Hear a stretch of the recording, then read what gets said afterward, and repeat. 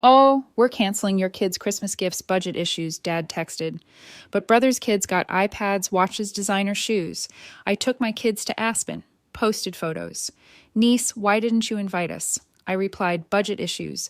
Mom called, how could you? I said. Dad's text hit the night before Christmas Eve, right as I was wrapping the last of the teacher gifts at my kitchen table. We're canceling your kids' Christmas gifts. Budget issues, he wrote. No emojis, no explanation. I stared at it, then at the little reindeer gift bags in front of me and typed, okay. I didn't argue. I told myself it was fine. We'd still have our own morning. We'd still have cocoa. My kids were used to simple. But the next day at my parents' house, the tree was buried in boxes. Kayla and Ben, my brother Rick's kids, had matching piles with their names sharpied in thick black marker. My two Maya 11 and Leo 8 had stockings hung, but they sagged flat. Mom bustled around with a camera saying, go sit over there by the fireplace. She didn't say to whom. It was obvious. Kayla and Ben sat center stage. Maya folded herself onto the edge of the rug. Leo stood hands tucked in his hoodie pocket, waiting for instructions that didn't come. Rick passed out gifts like a game show host. Kayla opened the big one. Ben, wait for me, buddy. There's an order. He laughed. The room laughed with him. The big one was an iPad. The next was an Apple Watch. Then sneakers I'd seen on a billboard, the kind that cost rent money. Paper flew. From Santa at Grandpa's house, Rick announced. Leo caught my eye and forced a smile. Maya looked at the stockings again as if something might have materialized since she last checked. Her cheeks were pink. She gave me a tiny shrug. I felt my hand shake.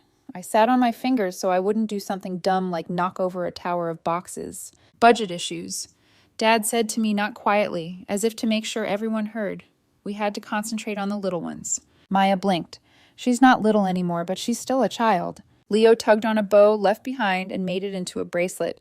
Mom's camera pointed everywhere but at him. I waited for someone to say, wait, where are Maya and Leo's gifts? No one did. Chelsea, my sister-in-law, handed my kids a candy cane each and said, we'll do something small next week, okay, like my kids should schedule their joy. I swallowed slow 1, 2, 3 times. I took a picture, not of the tablets or the shoes, but of Leo's bent head and the empty space under his stocking. My throat felt tight like the ribbon I just tied around nothing. I didn't explode. I smiled when someone made a joke about Santa needing a raise. Inside, I was counting not present systems. I'm Barbara. I'm 37. I live in Denver in a 2-bedroom townhouse that still smells a little like paint because I redid the kids' room myself last month. I'm a sound engineer.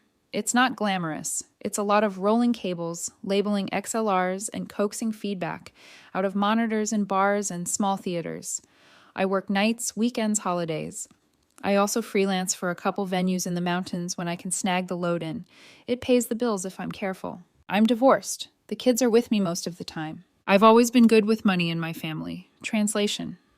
I learned budgets the hard way, and I know exactly what's in my checking account at all times. My parents' dad, retired lineman, and mom, part-time hairdresser, are the opposite. They're generous and impulsive. My brother Rick makes big plans and assumes someone else will handle the bill. Usually that someone was me. It started simple. After my divorce, I got my own account sorted and asked my parents to please stop putting their emergencies on my credit card. Instead, I put their electric bill on autopay from my account because we can't keep up with the online password stuff. Barbara, it was $180 a month. Then the water, $60. Then the trash, $28. Then they canceled their Verizon and jumped on my family plan just for a couple months. That turned into 2 years. That was $220 a month for 4 lines, mine and theirs. Mom would text me on Fridays. I'm short for groceries. It started at $100, then $200. For most of this year, I've been sending $300 every week automatically to her account, so I didn't have to choose between ignoring her and overdrafting. I have a recurring transfer saved in my app named Mom Grocery. It's the most depressing name in my phone. When Rick's HVAC side hustle exploded his word, I loaned him $7,500 I'd saved from a run of corporate gigs I did in July. He promised to pay it back by Thanksgiving. Thanksgiving came with a pie and you know how clients are. When he got charged for a COVID deferral, he forgot about, I fronted $1,200 so his truck wouldn't get repoed. When my parents' oven died, I paid for a used one off Facebook Marketplace, $400 cash, and lugged it in with a friend. 2 summers ago, we did a family trip to Disneyland. I booked the flights, I booked the Airbnb, I paid the deposit $3,800 with the understanding that everyone would pay me back in chunks. They didn't. I paid for all the park tickets because it's easier that way, and my dad handed me $200 in cash at the end and said, "We'll settle up." They never did. I told myself it was a gift. That's what family is. The slights started as potholes I drove over and pretended I didn't feel. At Mom's birthday last year, there were framed photos of all the grandkids on a shelf. There were a dozen from Rick's kid's soccer dance first lost tooth.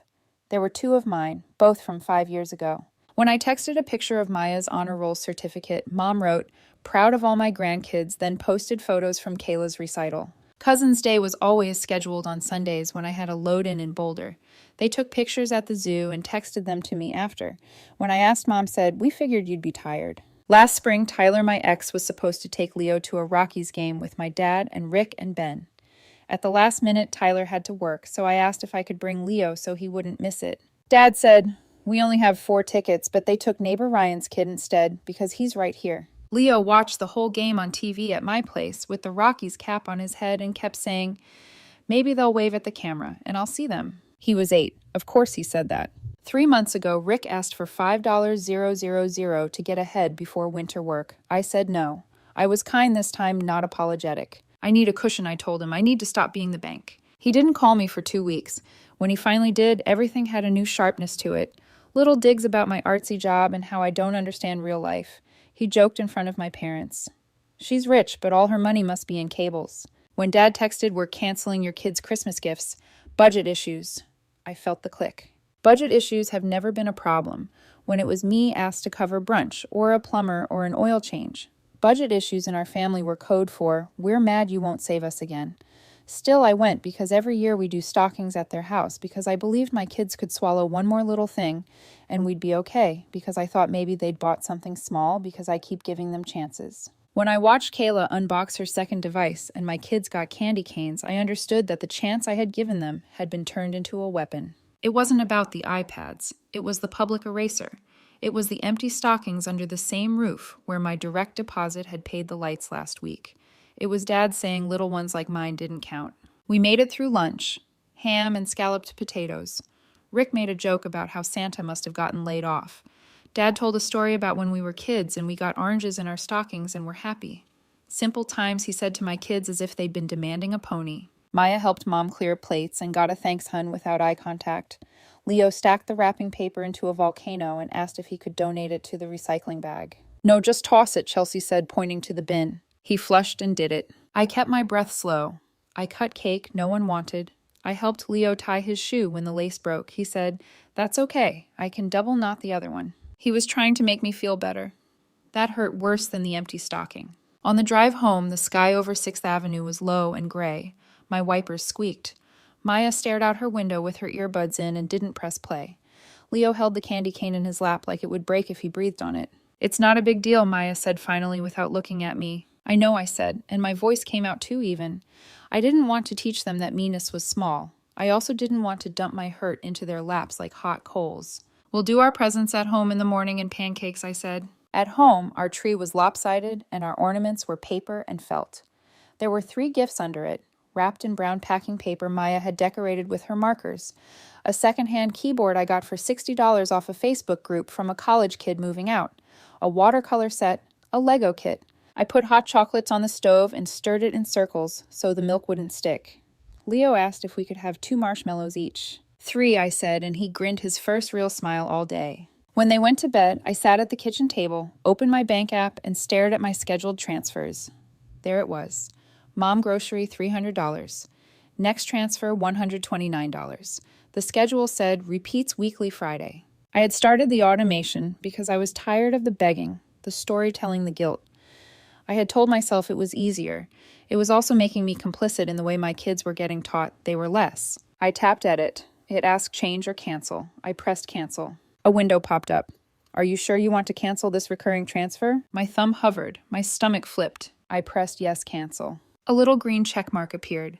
"Your scheduled transfer has been canceled." I took a screenshot. I didn't text it to anyone. I saved it in a folder on my phone called Boundaries, where until that moment there had been exactly nothing. I scrolled to the utility autopays, electric, water, trash, property tax, escrow I'd bailed out on when they missed it last year.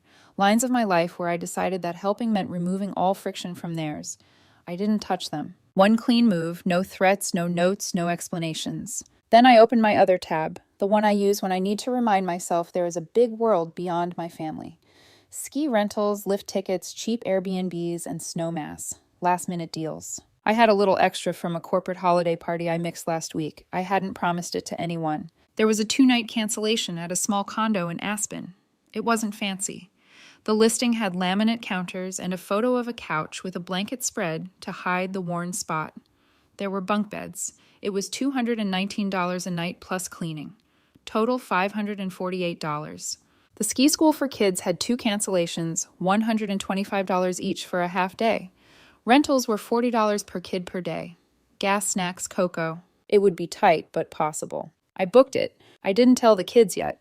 I hung their stockings on our TV stand, slipped in 2 beanies I'd gotten on clearance, and put their candy canes beside them like we planned it this way. I didn't sleep much. Every time I closed my eyes, I saw the iPads and Leo's empty stocking and my own thumb pressing yes cancel. My hands felt steadier. Morning was pancakes and paper chaos and the keyboard's first tentative notes through the little built-in speaker. Leo did Jingle Bells badly. Maya played a few chords and then set up the watercolor set, tapping the brush to get it just wet enough. They were fine. They were always fine. I was the one with the shakes. When I told them about the trip, Maya's eyes widened like she was 5 again. Seriously, Leo did a lap around the room. Do we need to get snow pants? He asked, practical like me. We dug through the hall closet and found the hand-me-down ones I'd bought last year and hoped would fit again. They did. We left after lunch with the leftover hot cocoa in to-go mugs and a bag of clementines. The highway to the mountains was dry and bright, the opposite of yesterday's gray. Leo counted semis. Maya took pictures out the window of the light hitting the snow. I didn't post anything. Not yet. I wasn't going to make this about them.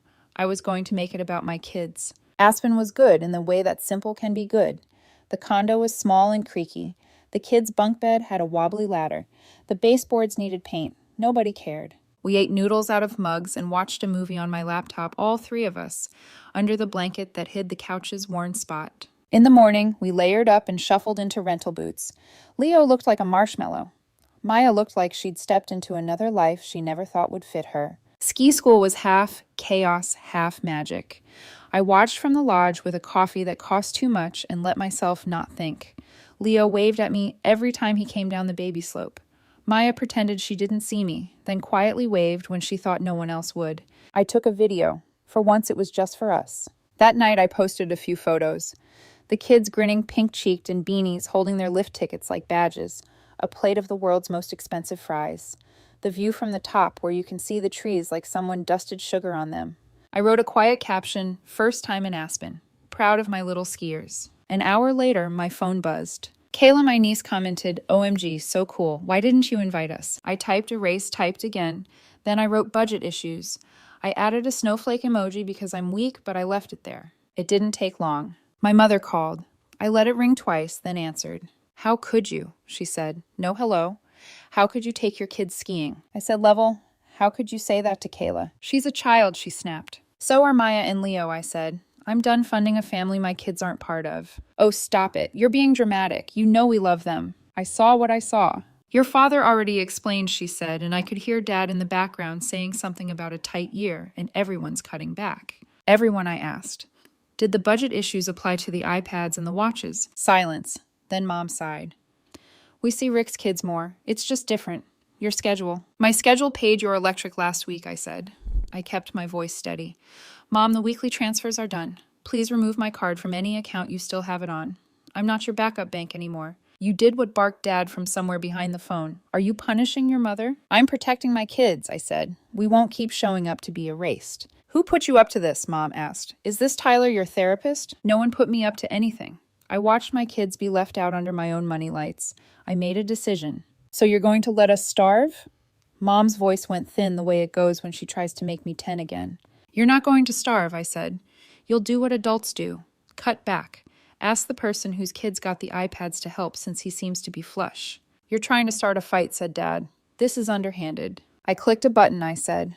Underhanded was telling me budget issues and then giving a show of gifts in front of my kids. "He's your brother," Mom said. "You two need to make up. He can call me when he's ready to apologize. For now, the transfer is canceled. That's all." After I hung up, my phone started blooming with texts. "Rick, nice Aspen flex. Way to use the kids. Chelsea, if you had an issue, you could have talked to us. You don't have to be petty. Dad, come over. We'll sort this out. Bring the bank info. Mom, you've broken my heart. I didn't answer any of them. I took the kids to the condo's tiny hot tub and watched Leo learn the art of turning into a tomato and then jumping into the snow. Maya floated with her ears under and looked at the sky like she could hear a different planet. On the side, two old women chatted about a neighbor's dog.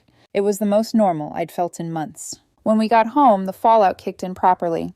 There were 3 voicemails from Dad that all started in a warm voice and ended clipped. Mom left one crying.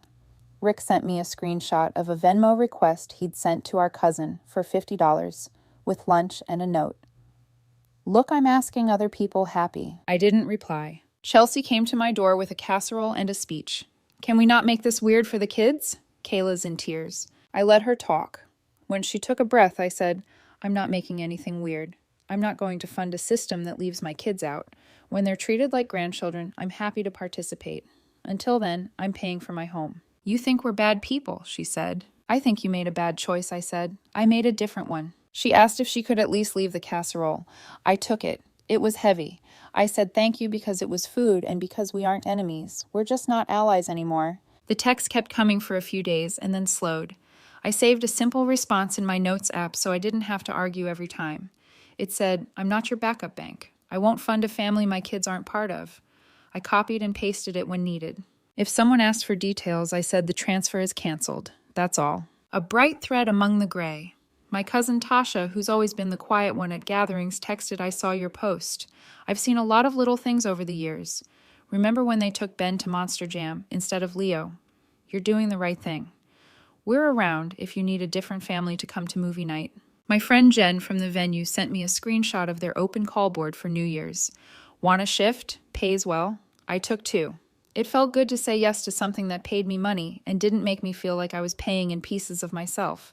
January was quieter, like someone turned down the room tone. The family group chat went mostly silent. When Dad texted, Can you come over Sunday? I said, We're busy, and then didn't explain what making soup homework, a puzzle we'd started and would finish. I checked my bank app and scrolled to my scheduled transfers. There was a satisfying blank space where Mom Grocery, $300 weekly used to be.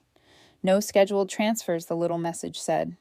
I took another screenshot and put it in my boundaries folder. I looked at the utility auto pays and pulled my hand back like they were hot, one decision at a time. When February came, Tasha invited us to her place for late Christmas with her husband and their 2 kids. We brought sugar cookies. She had a tree still up, a small one, with paper stars.